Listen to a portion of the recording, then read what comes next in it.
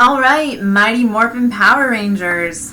Are you ready for tutorial 2, how to use breakout rooms? You'll see that I've added some friends. Maybe the quarantine is getting to me. I should also point out that no stuffed animals were harmed in the making of this video. All right, so in this tutorial, we're gonna go over how do you enable breakout rooms, what are some of the features that the host can do in terms of moving back and forth between breakout rooms, what that looks like if they're in a breakout room, or what that looks like if they're in the lobby. We'll talk a little bit about the difference between the host and the co-host role with breakout rooms. And then last but not least, we'll show you how to close out your breakout rooms. So we are back here in our room. We've got T-Bone, who has rejoined us after being booted out of the last session. Actually had to create a new login for T-Bone because remember, once you boot someone, they can't join in, so keep that in mind. All right, so the first thing that I want to show you is where your breakout room kind of button is. It's going to be down here at the bottom. So you will notice that we can go ahead and create rooms. We can do it automatically or we can do it manually. Now, before we actually set up the rooms, let me tell you a little bit about the difference between the host role and the co-host. You'll see that I have made T-Bone over here a co-host. So what that means is that T-Bone can move back and forth between breakout rooms or into this main lobby, but T-Bone cannot move other people into breakout rooms. Only the host can actually move people in and out of breakout rooms, so that's one important difference. So you're going to want to use this feature in the GLASA Morp chat room if maybe you have too many participants. If you've got more than, 15 or 20 people and it starts to become kind of unmanageable to have that many people chatting, you could break out into 2 or 3 smaller rooms. A good rule of thumb is that you're probably going to want to have one host or co-host per breakout room. So if you're going to create 3 breakout rooms, you're probably going to want to call in 2 people to co-host just to have some backup in your room to kind of facilitate conversations in those rooms. I don't know that we'll need to use the breakout rooms. If the chat room is small, if it's less than 20 people all night, I think that's pretty manageable, but this is the part we'll have to use a little bit of discretion and kind of play it by ear. All right, so once you're ready, you're going to go ahead and click your breakout rooms. You'll notice that Zoom doesn't count me, the host, as a participant, so right now it's only seeing 2 participants. And it'll ask you, how do you want to do this? Do you want to put them in a 1 room, 2 rooms? Do you want to do it automatically, manually? You can customize all these features. I would say that for the kind of ease of our event, let's go ahead and just automatically assign people. I think if we start to entertain kind of personal requests and private chats, I think it's going to get a little bit unwieldy for the host. So let's go ahead and assign these 2 participants into 2 rooms. That'll put us 1 participant in per room. Obviously, this is a very abnormal scenario since I only have 2 other participants, but it's better than nothing in terms of a learning curve. So then you're going to go ahead and create your rooms. Before people get assigned into the room, you'll see another kind of pop-up box, and this gives you some options. The first thing is you can rename these rooms. If you wanted to, you could just retitle them something different. The second thing is you can move people back and forth. So maybe you want to put this person in breakout room 2, maybe you want to put this person in breakout room 1. You can also just exchange people, which will kind of do that swap automatically. The other option that you have, I would say you're going to want to leave this clicked. You're going to want to let participants come back to this main room at any time. That way, maybe if they want to join a different room, they can just tell you that rather than have to leave the entire Zoom room. I also like this option about giving people 60 seconds if you need to close a breakout room, and we'll talk about that when we close them. So I recommend having both of those checked. Allow participants to return to the main session at any time and have a countdown after closing the breakout rooms. So once you're ready, you're going to go ahead and click Open All Rooms, and you will see that our friends have an invite on their screen to actually join those rooms. Here in your dashboard, as the host, you can kind of see where people are. You can see that neither T-Bone nor Trez have joined their breakout rooms. That's because these stuffed animals can't do it themselves, so I'm going to go give them a hand.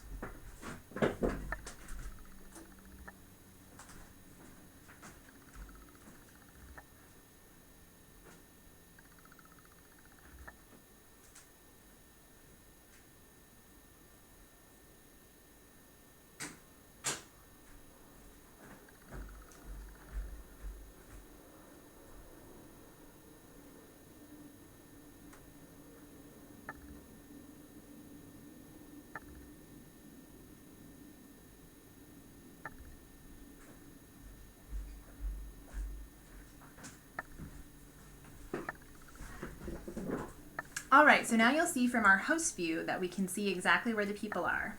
Now, as the host, we have a couple different options. Number one, we can just hang out here, and as people come in and out of our Zoom room, we can move them into the breakout rooms that we've established. Number two, you can join one of these breakout rooms, and I'll show you what that looks like.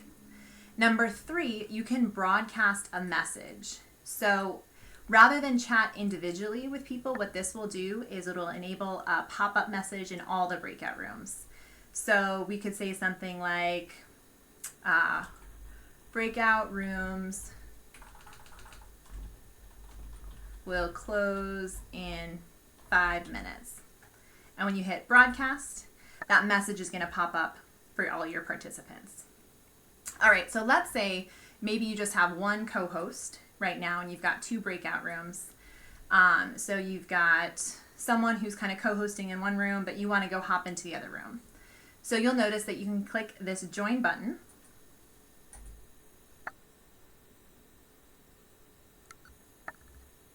And now I'm here in a breakout room with my buddy, Trez. That's actually a stuffed lion, although it doesn't look like it. And his name is Rufus. So what I want to show you here when you are hosting is that you still have the breakout room on the bottom of your screen. So you can still see where people are. The other nice thing, let me put this over here, is that as people join the Zoom room after you've already created these breakout rooms, so let's say you're in the middle of these breakout rooms, maybe you've got 10 or 15 people in each room, and then 5 more people pop in. You as the host, you don't have to necessarily go back to the main room. You can control the breakout rooms from whatever breakout room you're in. So just to kind of demo that, I'm here on my phone. I'm going to go ahead and add this Zoom room, the password.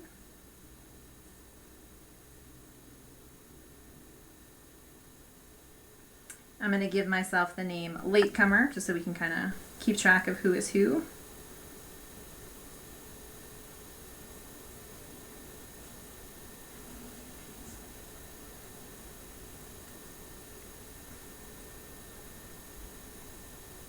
All right, so now you'll notice that you got a little alert on your breakout room. So you can see that we have Latecomer. This person isn't in a room. That's probably really boring. They have no one to talk to.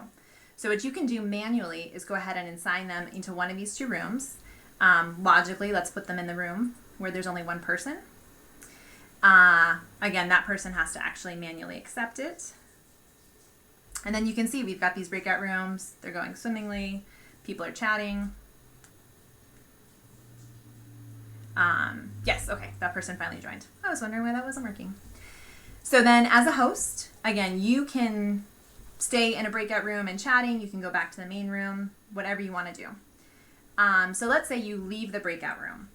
Quick reminder here, remember that on our main room, we have it so that anyone that enters, their mic is automatically disabled. Even though you're the host, that's still going to be true for you. So when you join that main room, one thing you're going to want to remember is unmute yourself. So let me show you what that looks like. We're leaving the breakout room. We're going to go back to the main session and let our friends kind of keep chatting in their breakout room. So now here I am. See, I said unmute yourself and I forgot it. So now here I am in the main breakout room. No one is here. It's just myself. So we can see these are the participants in this room right now. But I can also pull up this breakout room and kind of see how everyone is doing there. So last but not least, we're going to close out these rooms. As you'll see, everyone's getting a message that they've got about 60 seconds. From there, they can automatically come back to the main room, or they can wait for the 60 seconds and then the rooms will be closed automatically and they'll all get funneled back here anyways. So yeah, that is kind of in a nutshell how to use breakout rooms. We talked about how to enable them. We talked about how the host is the only person that can move other people, but co-hosts can freely move back and forth between the breakout rooms. We also talked about how you can broadcast a message, how you can let people into the breakout rooms, even if you as the host are in one of those breakout rooms, so you'll still have that dashboard. And then we talked about closing out the breakout rooms. The last thing I would say on this piece is if y'all are feeling nervous about this, don't sweat it. It's going to be an amazing event. I think that people are just going to really enjoy the chance to be in this scenario. So if there's a couple of bumps in terms of the facilitation or there's a little bit of delay, people are going to give you all sorts of grace. I know that happened when we used this feature for the Classified Senate. So rest assured, it's going to be an amazing room. Y'all are rock stars. You're going to totally crush it. All right, everyone is back here in our main room. So I'm going to go ahead and end this video now, and we'll be done.